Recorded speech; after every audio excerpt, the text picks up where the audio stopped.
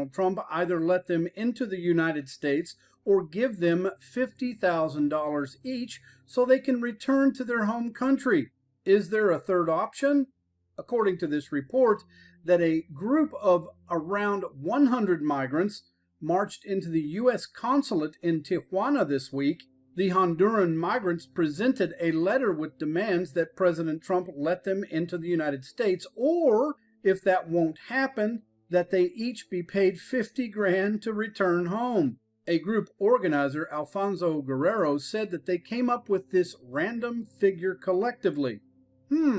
According to one of the migrants, it may seem like a lot of money to us, but it's a small sum compared to everything that the United States has stolen from the Hondurans.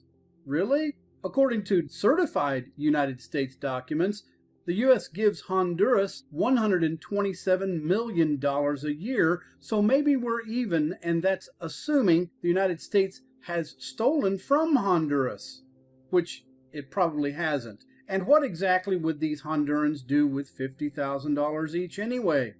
If these migrants can return home to start businesses with the money that the United States is going to give them, they aren't being threatened and persecuted, meaning that they absolutely have no claim for asylum whatsoever. It looks like they accidentally blew their cover story on this one. This group has also demanded that the United States remove Honduran President Orlando Hernandez. They gave the U.S. a hard deadline of 72 hours to respond. And here's the funny thing about this, quote, they said they had not decided what to do if their demands are not met, unquote. I don't know. We will decide as a group, according to the group spokesman. It looks like they didn't think that one thought through, did they? What could they possibly do if and when the United States doesn't respond? Hang out in Tijuana, Mexico longer? Return home to Honduras without $50,000? Good evening and welcome to Tucker Carlson Tonight. Here's a funny thing that we noticed the other day. People debate all the time about mass immigration. What you never hear anybody do is make the economic case for mass immigration. And here's why. Our country's economy is becoming more automated and tech-centered by the day. It's obvious that we need more scientists and skilled engineers, but that's not what we're getting. Instead, we're getting waves of people with high school educations or less. Nice people, no one doubts that, but as an economic matter, this is insane. It's indefensible, so nobody even tries to defend it. Instead, our leaders demand that you shut up and accept this. We have a moral obligation to admit the world's poor, they tell us, even if it makes our own country poorer and dirtier and more divided. Immigration is a form of atonement. Previous leaders of our country committed sins. We must pay for those sins by welcoming an endless chain of migrant caravans. That's the argument they make. If it sounds like something that some dopey sociology professor at Long Beach State thought up half drunk in the 70s, you're right. That's pretty much exactly what it is. And yet somehow the immigration as atonement idea has become the official position of virtually every guilty liberal in the United States. Our tech overlords, the ones always lecturing you, corporate America, Nancy Pelosi, and Paul Ryan. They all believe this, and anyone who disagrees with them is denounced as a bigot and fired. What's so amusing, though, is that nobody ever bothered to explain any of these rules to the people of Tijuana. Tijuana is in Mexico, which means they're Mexican citizens. And by academic definitions popular in this country, they must be oppressed. Nobody in the American left ever imagined that the people of Tijuana would display the classic symptoms of white privilege. And yet when a caravan of Honduran immigrants showed up in their city uninvited, that's exactly what they did. You know of incidences here in Tijuana and in other cities that some of these people that are coming into with these caravans are committing crimes. This is not about racism. We don't dislike a certain group of people because they're from a country, one country or another. We are here because our government has not taken control of these, what we call invasion. The country have to be beware of these people because they are people, they are bad people. Well, it sounds like a Trump rally.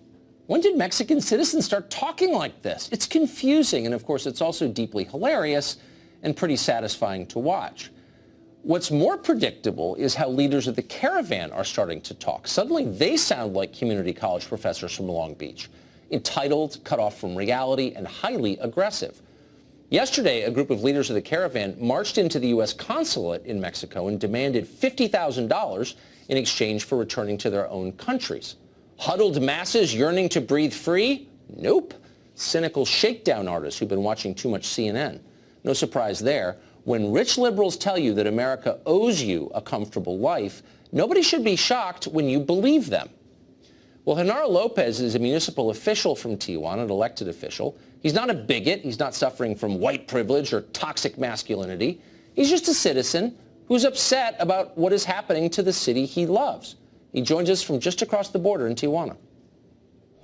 Mr. Lopez, thank you for joining us. We in the United States were told that the migrant caravan would make our country better, would improve America. Has the migrant caravan made Tijuana better? What has been the effect of having the caravan in your city? Hi, Tucker. Good afternoon from Tijuana. Things aren't getting better. They're probably getting worse. Last weekend, we issued an ultimatum to all the Hondurans and Guatemalans that are camping out here on the street. They're blocking the street and they're doing all their necessities, trashing the street. And we have a school closed here. This is the third week being closed, and they won't open until these guys leave. And we issued an ultimatum for 3 days, Friday, Saturday, and Sunday. They had to go. Sunday, they will be removed by force. And a priest came here. He's very well known, Padre Solalinde, and he talked with them and said they shouldn't go, that they should stay, that he would talk to the federal authorities. So Sunday, the director of disaster relief from Mexico City, he issued an order to stop and don't remove them by force. So they're still here. Problems are still going on. There's been like 280 arrests.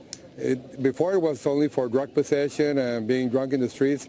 Now it's for breaking and entering into homes. People have even made citizens arrest of them. And things aren't very nice here. And the neighborhoods is tired of them, the merchants, and the schools. So you've had home break-ins. Are you certain that it was migrant caravan members who broke into those homes? Yeah, there's a video on Facebook, and in the video he says his name, and he says he's from Honduras. How are the police handling Also, we had well, police are on 24-hour alert on this, and they're worried about this because we don't want crime rate to go up here in Mexico. We are a very tourist town, and we live of tourism, and Christmas season is one of our best times for tourism here and for sales. And things aren't very good right now. Also, we don't want these migrants to make the U.S. nervous. And they had 2 marches this Sunday from the new shelter. They made a march to the U.S. consulate, and they delivered 2 letters. One was directed directly to President Donald Trump, and they were demanding that if they didn't get political asylum from the U.S., he should pay them $50,000 to go honorably back home.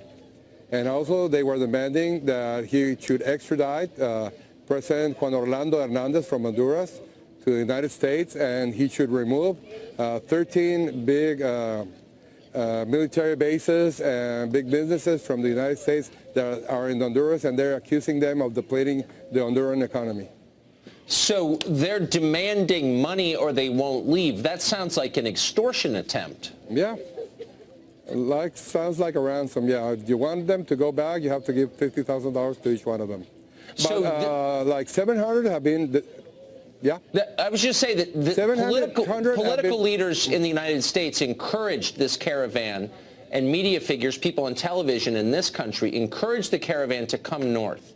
Now they're in your city. What would you say to the politicians and media figures in the U.S. who encouraged them to come to Tijuana?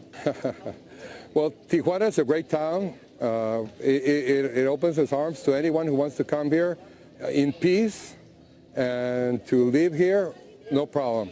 But if you come here in a violent move, if you come here against our sovereignty, you're not welcome here. Really, we don't want these problems. We have our own problems, and we're dealing with them. Yeah. We don't want problems from other countries to start invading us here and creating all this havoc that has been happening. Yeah, closed schools, people living in the street, home invasions. I can see why. Our heart goes out to you, Mr. Lopez. Thank you very much for that update tonight. Okay, thank you. Immigration used to be considered a matter of policy, and people debated it on those terms. Now, increasingly, the question is framed in theological terms. One of America's great moral leaders, Nancy Pelosi, does that. Here's an example. Most of us, speaking for myself, consider the wall immoral, ineffective. He also promised Mexico would pay for it. So even if they did, it's immoral still.